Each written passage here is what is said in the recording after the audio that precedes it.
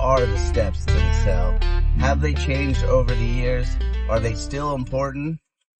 What you need to know in order to have a solid foundation and a perfect process.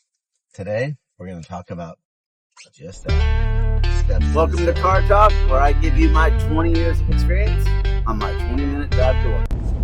When I first started in the car business 20 years ago, we preached the steps of the sale and practiced the steps of the sale almost every single day. And I think now, depending on who you listen to, what trainer, or just anybody in general when it comes to selling, they're all going to have a different opinion on the steps of the sale. How many steps to the sale? Is it longer? Is it shorter? When I first got in, I want to say it was like 10 steps to the sale, 10 or 7, something like that. And all that stuff, actually, what I learned was all real good stuff.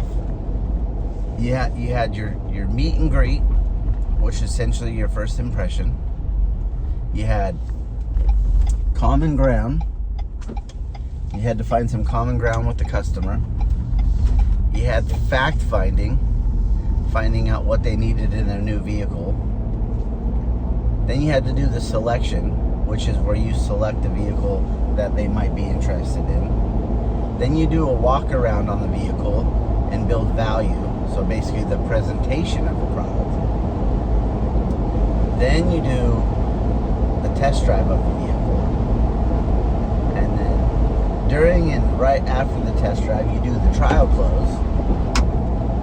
And after that, you do the write-up, where you present the numbers to the customer.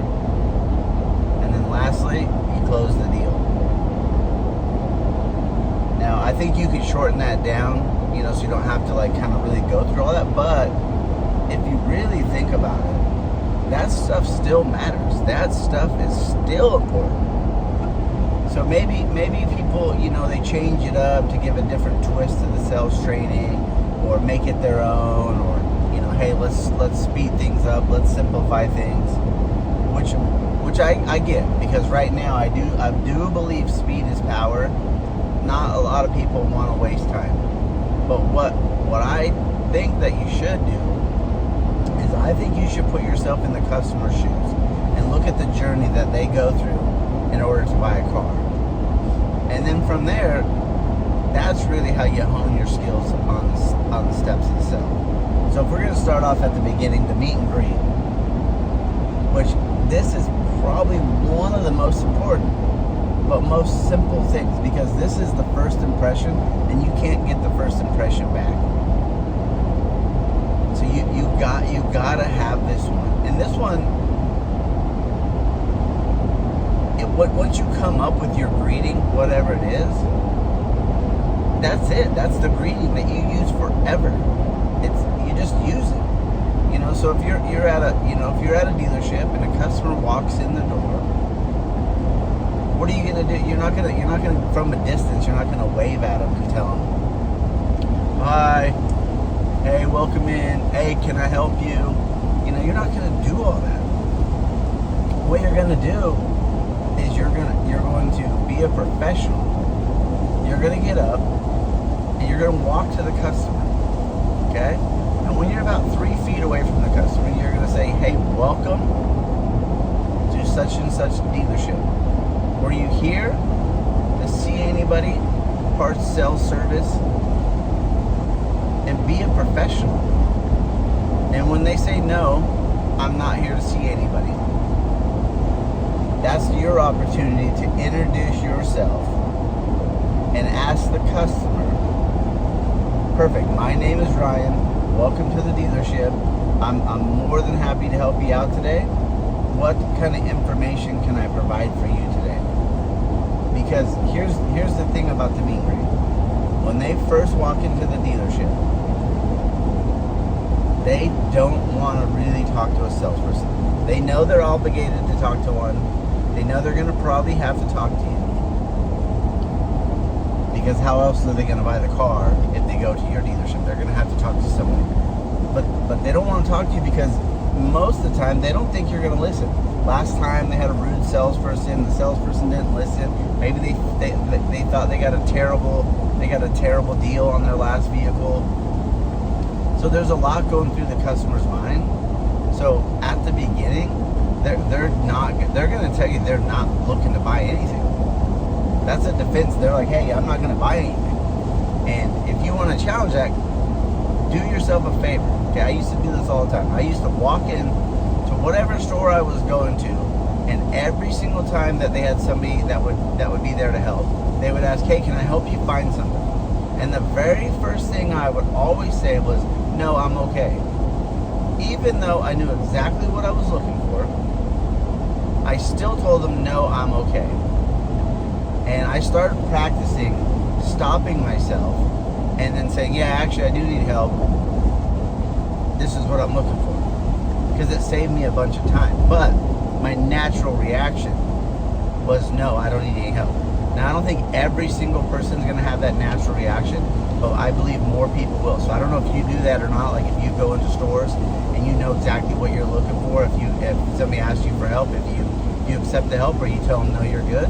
But that's the way I look at this. Is people come into your dealership, they don't want to be sold the car, they don't want to have to deal with the salesperson. Therefore, they're going to do whatever they can to kind of like, oh, hey, don't even worry about it. We're not buying it. You need to waste your time.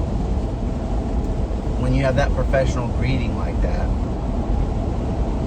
you're gonna change that. Okay, you're gonna change the notion of like, oh, here, hey, I'm here to sell you something. No, just let's provide them the information.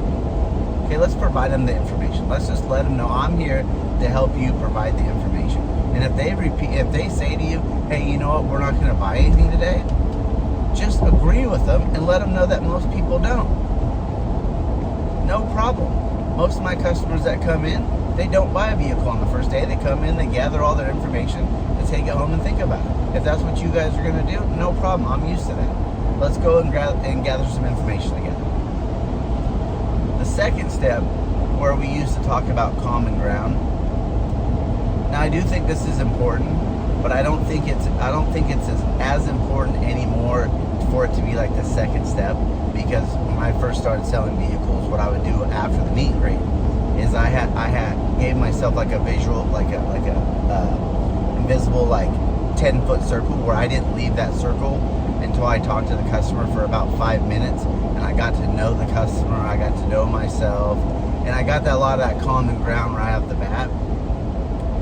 Now, I don't think you got to do that anymore because at the beginning, most people probably don't care enough to get to know you anyway, but I do feel like you got to have some sort of common ground, because this day and age where everything is so fast and so much speed that everybody now is so transactional, that I think that if you can be on the other side of the transactional and actually become more of that human again, that's what they're looking for. Even though at the beginning they're saying they're not one, that's what they're looking for. Because if not, there's plenty of options where they could go buy a vehicle all online, not go to the dealership, but they chose to go to the dealership for some reason. So I would incorporate the common ground and the fact finding in the selection of the vehicle. Kind of, I would wrap that all up into one, so you could just, as you're having a normal conversation with them, either you're walking out on a lot, you're sitting at your desk, you're talking to them about what kind of vehicle that they're after. You could start bringing in some of those common ground questions, right? Like, what kind of vehicle do they have now? What do they use it for? Oh, nice, your kids are in sports. I have kids in sports. Because what you'll probably find out, especially in a smaller town, or not a massive town, is you'll probably find out that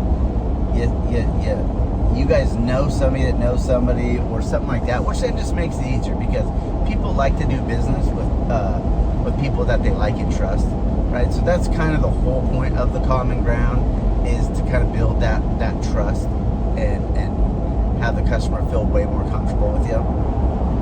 But also too, right, you don't want to get so caught up in prying at their personal information right when you introduce yourself, because again, like I was saying, most people right now don't really care about salespeople. We're a burden on them at the beginning. So you don't really want to dig in so hard right at the beginning, okay? And when you're doing the fact finding, most of the time, the customers have sat home anyway for 2-3 days, you know, like 18 hours, researching and figuring out what vehicle they want. Probably how they stumbled upon your dealership. It probably wasn't by chance, right? They probably stumbled upon your dealership because you actually have a vehicle that they're somewhat interested in. Now, they're told to tell you, not to tell you that, yeah, this is the exact vehicle I'm interested in, because if we knew that, they think they're going to get a terrible deal. So through the common ground, the fact finding, let's talk to them. Like, hey, I'm sure you guys have sat at home, you know, for some time looking on the internet, scrolling around, looking at different vehicles and different options, and you know, out of all the vehicles and all the stuff that you looked at, have you kind of narrowed it down to a few different options? You know, maybe we have one of those options that you're interested in. Keep it real light like that. Keep it real light, and then they'll put, yeah, you know what, we did see this vehicle, okay. And then, you know, as you're talking to them even more, maybe you could ask them like, hey, I don't know if you happen to be on our website and picked out an exact vehicle, but if so, I could track that one down and we can at least start there. And then I'd like to show you some other options that might fit your needs as well. Keeping it real, like just light at the beginning, you know, because at the core of you selling anything, I think you can keep it as simple as this. Find something that your guest would consider buying.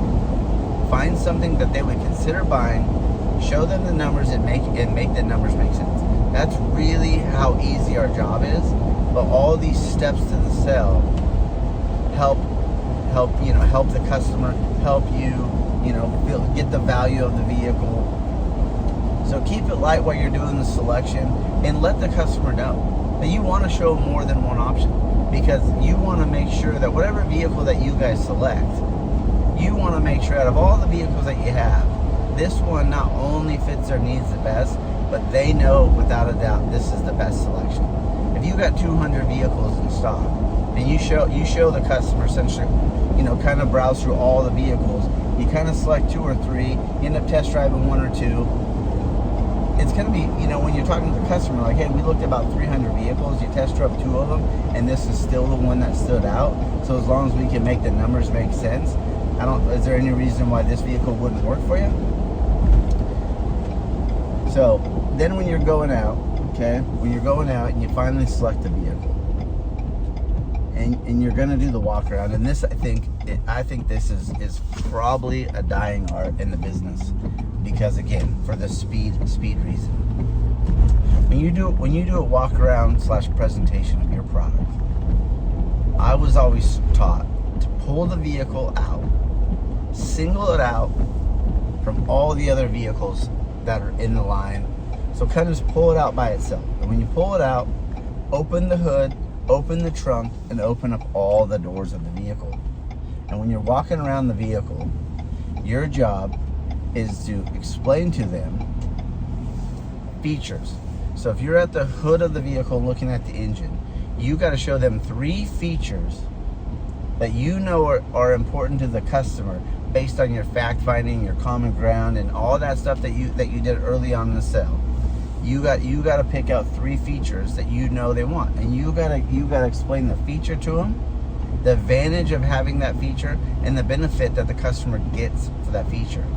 And you do that on the hood, you do that on the driver's side, the passenger side, you know, around the back of the vehicle. And the whole point of doing this is not only to be a professional, to show the customer that, hey, like, I know what you're purchasing here, and I know what you're buying, but the whole point is to build value, because when value exceeds price, it's a good deal for any of us. Anything that you buy, as long as the value exceeds the price that you have to pay for it, that's a great deal. And that's the whole point, and I don't think that happens as much. I think we think the customers know all about the vehicles. They don't really need that. They don't want to take the time to do that. But I promise you, that single step is going to put you so far ahead of every other every other salesperson, because they're just being lazy and they're not doing it. So if you could just get yourself in a habit of just doing that and mastering your product and walking around and just pointing out features and going over the features. Because also, what if your customer comes and they trade in a year of 2000 vehicle, and then they're buying a 2024? You don't think the features and the safety items and the technology and all that, you don't think that's going to be a huge difference between what they have now from their 2000? So what if you show them that vehicle, okay, and you don't really do the presentation, and you don't go through all that? You think there's a chance maybe they're overwhelmed and they think this car just has too many features and it's just going to be too much for them, so they don't feel comfortable? Do you think that's going to be a possibility, that they just like, you know what, I don't think this is the right car for us. We don't feel comfortable in it. There's too much technology. We don't understand how all the buttons work, so we're going to pass on this one?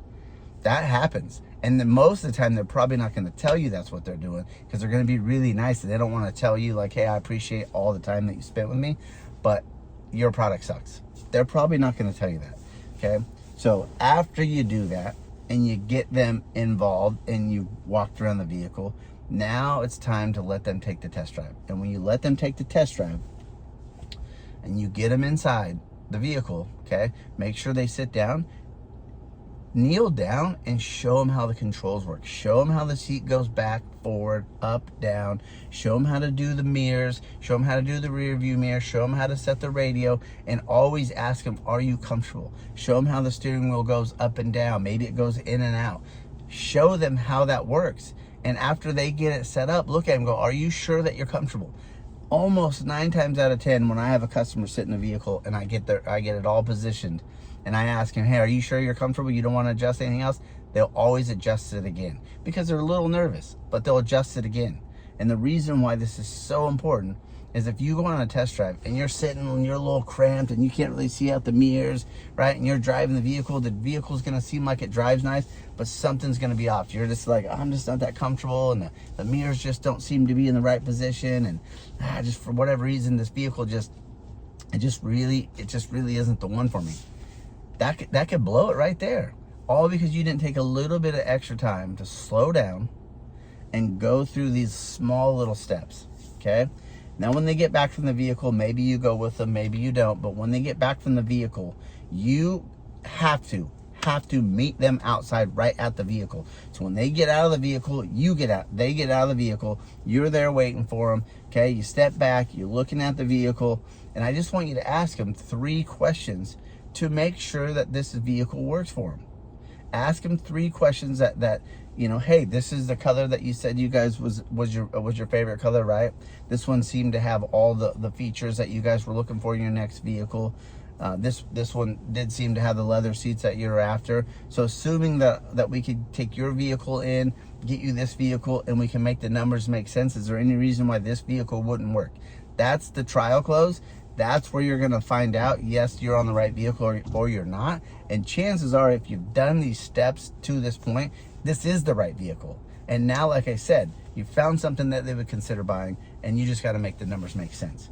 This part is crucial, right? So you go through all these steps to get to this last part in the closing the deal, where most sales trainers train you on. Most people talk about how it's the most difficult. It's actually one of the most easiest steps if you've done everything else right. It becomes difficult, and you got to have all these fancy objection lines when you've done a crappy job through the process, because maybe you're trying to really close them hard on something that they don't like, and you didn't find the right vehicle for them, right? Maybe you didn't find the right vehicle. Maybe they don't like you. Maybe they don't trust you.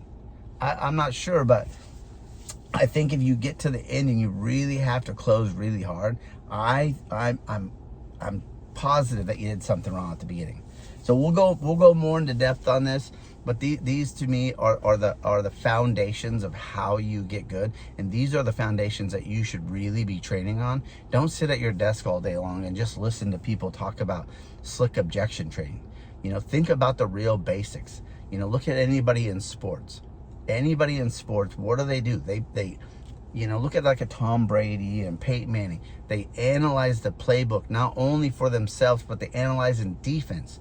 They're analyzing the customer, how the customer feels, how the customer is going to react when you do this, how the customer is going to perceive you doing this.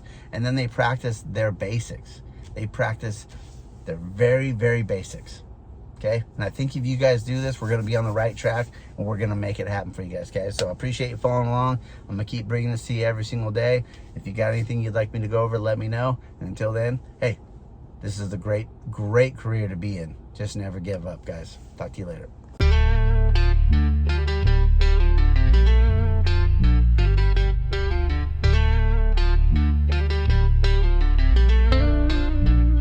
We all show up, but we ain't built the same.